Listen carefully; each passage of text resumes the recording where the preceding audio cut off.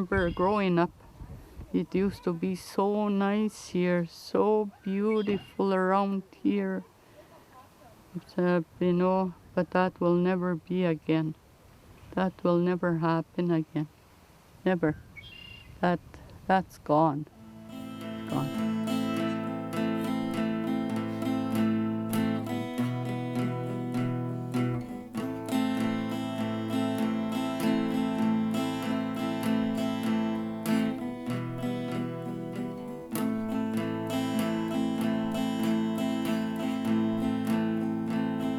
The water just came across the lake, like it just flooded me right out, and my porch came off. When we were first notified that we were being evacuated from our community, and we were told we cannot take anything other than our very least bits of clothing. No one warned us that our homes are going to be permanently destroyed and damaged. In May 2011, Lake St. Martin First Nation Reserve was inundated by a devastating but avoidable flood. Lake St. Martin First Nation, a community of 2,000 people, was permanently displaced. The Anishinaabe people of Lake St. Martin have lived here for many generations, since time immemorial.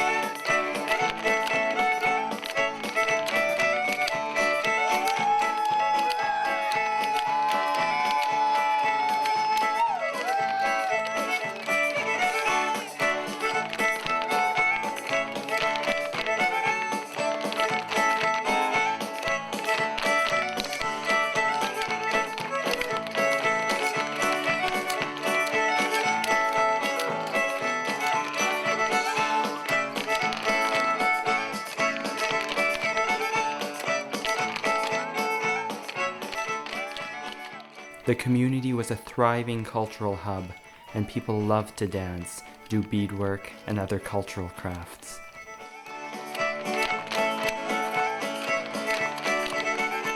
Women would get together to prepare the fishing nets, and men made canoes for the fishers to catch fish with.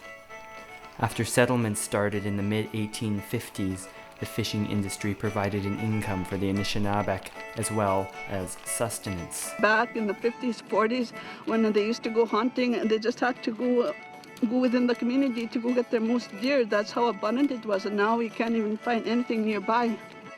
Lake St. Martin was once home to the buffalo and other hunting and agricultural activities. People lived well and sustainably.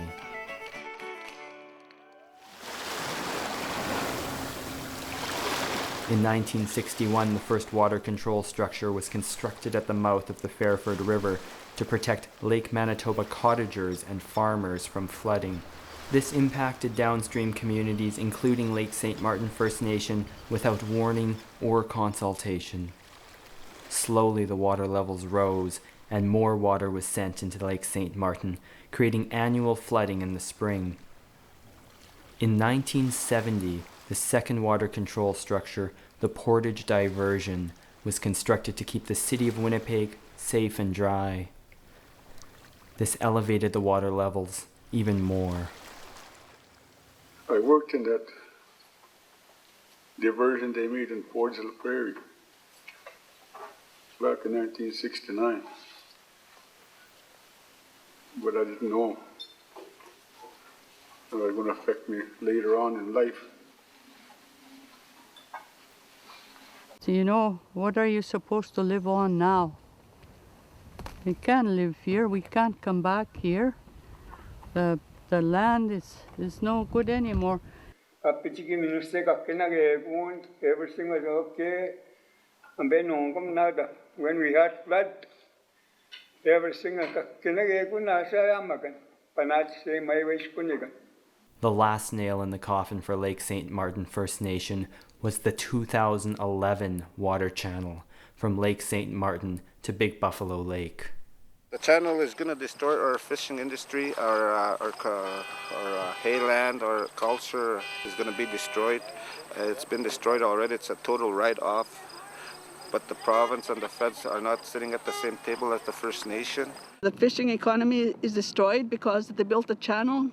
They used the Emergency Measures Act to build the channel, and with the Emergency Measures Act, it says there that you don't have to consult the people, you don't have to do an environmental assessment because they say emergency natural, but this is not natural. This has been ongoing since the water control structure was built. It's been over 50 years now. There's nothing natural about that. It's an artificial flood. As the water levels increased each year, so did the poverty of Lake St. Martin First Nation, with the community growing poorer each year, but keeping its social cohesion, culture, and housing. At the time of the 2011 flood, the community was visibly poor, with little infrastructure. Our school was shut down because of mold. And then we were given these trailers to use temporarily, but that was 9 years ago. So behind me are the classroom trailers we've been using. It's always wet, and even the classroom trailers too are cold and they're damp, you know. You can feel it on the floor. Gypsumville, located approximately 10 kilometers from Lake St. Martin with a population of 100 people, has paved roads, full grocery, a hardware store, fire hall, hotel, post office, police station, provincially funded ambulance service, and a town hall. Lake St. Martin lacks these services and infrastructures due to the restrictive Indian Act and provincial policies that discriminate against First Nations. We used to have a school too, but that's been destroyed as well because they built it on a site in a snake den.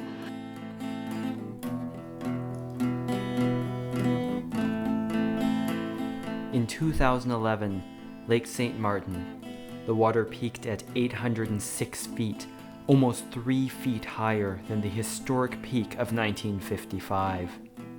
The KGS provincially funded report reads, if no action is taken, extremely high water levels on Lake Manitoba and Lake St. Martin are expected to continue for an extended duration, leaving communities' homes damaged from flooding, wind, and waves. We've been flooded for so many years already. 55 years, and that's the same thing. Look at it, it's worse now. It's no good. Where are you going to build a house around here? The land is no good anymore. It's really devastating. My mom's house is completely surrounded by water now. I was up with Myrle 2 weeks ago. We had a look and we met a number of people. We saw a lot of mold inside several of the homes. Much of the land in which this community is living is in what we'd now call a marsh. And I think that that's been a big contributing factor to the mold problems, which many people in the community have experienced. The water is coming from the lake, but as well, it's coming from up from underneath because the land is completely saturated. It's really saturated now. When you walk on what looks like dry land, if you walk on it, it's not really dry. It's wet. It's wet here. It looks dry, but it's wet. They want to do more hydro projects where they can make money on our water. You know, our lands are flooded while they make money on us. Now they're sitting back, and as we're suffering, we're displaced from our homes. Like we're like refugees. It's not right that the government doesn't listen, you know, doesn't take care of the problems that they created for years and years. At the Assembly of First Nations Special Chiefs Assembly, Resolution 73 was passed on December 6th, 7th, and 8th, 2011. Article 10. Indigenous peoples shall not be forcibly removed from their lands or territories. No relocation shall take place without the free, prior, and informed consent of the Indigenous peoples concerned, and after agreement on just and fair compensation, and where possible, with the option of return. Was everything that you had destroyed? Busqué que daí que papá patamo ata pega não tinha que tago makaki que ayawa.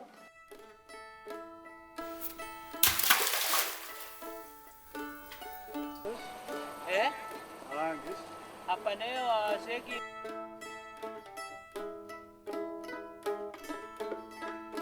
What's happened now is our community has been evacuated, and the majority of the children are in Winnipeg in hotels. It's very traumatic, I think, for the children and the staff. Over 2,000 people are still evacuated in the summer of 2012 without a land base. People are so depressed and traumatized that Lake St. Martin people have been touched by suicide. There's nothing for them. There's no hope for them. They give up hope, so they do their own lives. I wasn't ready. I just left everything behind. I was moved to hotels, only one room. And there was 3 of us. There was not enough room for me and my husband and granddaughter. Baby macha in kanish kanki kentatim. Kana yuki kentatim. Ani no mami nikia. Abe kaina katentasim. Chita sipi mati si ani na city. The first 2 weeks of staying in a hotel was okay. It was like a holiday, but 5 months, 6 months, it's not a holiday anymore. It was very small, no place to move around. Very lonely and depressing.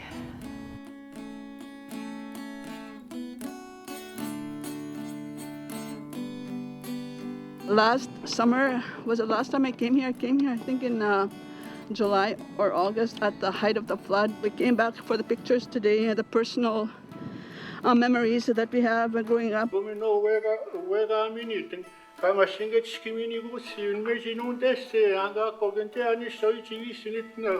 In a restaurant.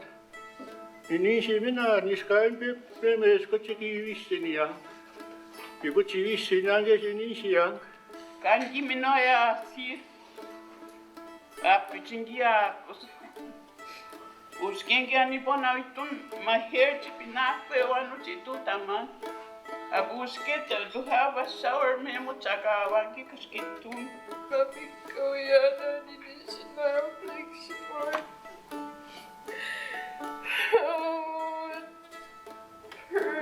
it hurts. I get very lonely. I want to cry all the time. This is impacting our family relationship as well.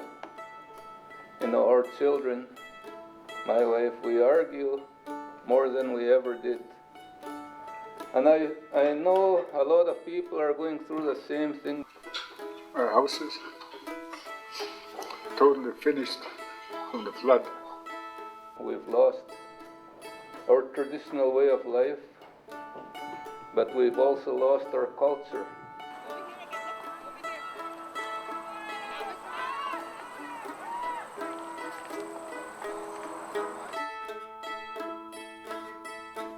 Against the people's wishes and consultation, the province chose to flood and temporarily relocate the community to an abandoned military base. The community voted on a permanent site for economic, cultural, and environmental potential, but the province overruled and disempowered the community. The 2 parcels of land selected by the community were inexpensive at $79,000 and $1 million respectively. So why would the province take federal disaster assistance funds to pay out $40 million on this internment camp when the permanent site could have been constructed, which would have saved money? The province is trying to dictate to us where the First Nations should go, but this is our traditional area, Treaty 2 area. It's all right wherever we can go, and it's not up to the federal department or the province. First Nations are not involved with the study. It's a one-sided study. Meanwhile, they're not using the people's knowledge, the traditional knowledge of the people who grew up on the land is very important. It's not obvious to the outsider, but the people who live here know because it's very subtle. The water is coming up every year. It's getting worse. It's better than nothing, but it's very hazardous here.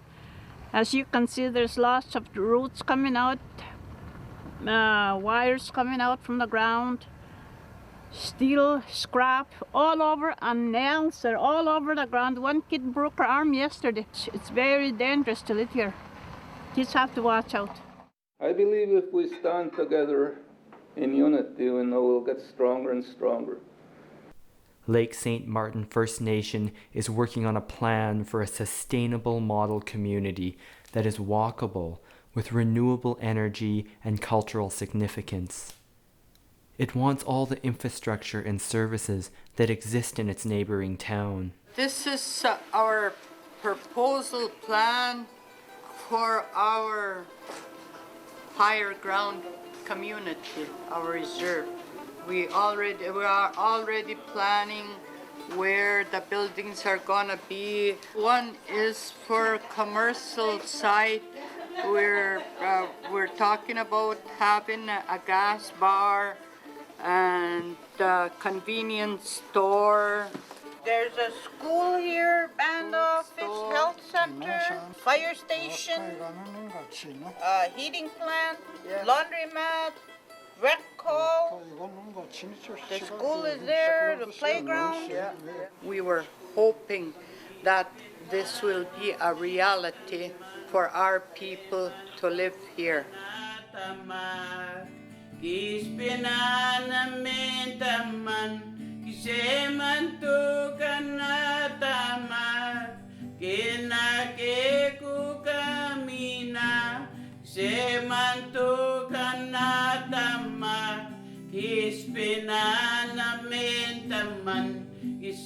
At the Southern Chiefs Organization Chiefs Summit, held May 1st and 2nd, 2012, Resolution 5 was passed, which reads, "There has been no needs assessment or comprehensive community plan for any flood-impacted community that considers cultural integrity, healthy living, and natural resources, and economic development for sustainability."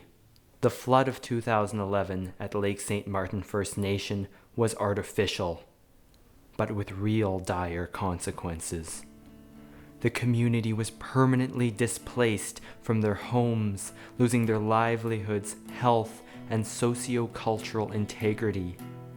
The government chose to use the control structure to flood people with a deep history to the land, compared to people that only had economic and recreational interest. There's been no compensation for the community or people yet. The non-First Nations have already been compensated. How dare the province, after flooding them out of their ancestral home without consultation, not listening to their demands for a permanent home and placing them in an internment camp at an old military base that lacks infrastructure. The government is playing with people's lives and wasting taxpayers' money by not supporting Lake St. Martin First Nations' sustainable and permanent model community.